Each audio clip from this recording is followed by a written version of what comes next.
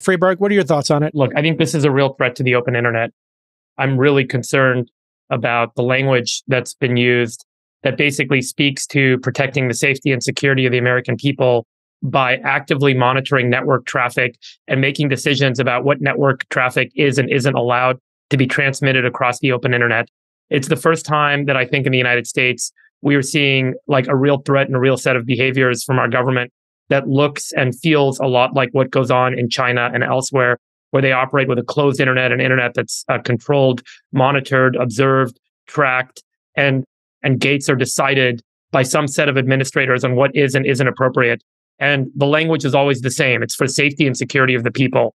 The entire purpose of the internet is that it did not have bounds, that it did not have governments, that it did not have controls, that it did not have systems that are politically and economically influenced, that the architecture of the internet was and always would be open. The protocols are open. The transmission of data on that network would be open.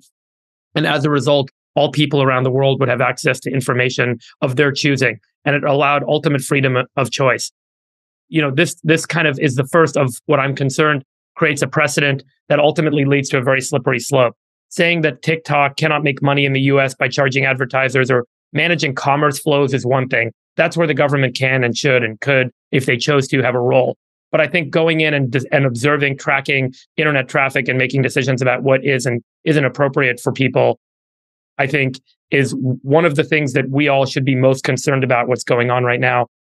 There is no end in sight to this if you allow this to happen in the first time.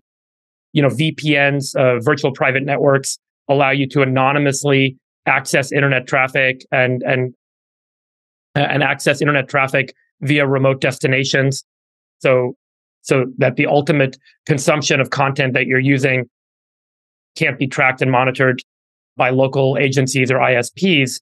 And I think that saying that can now be restricted takes away all ability to have true privacy and all rights to privacy on the open internet.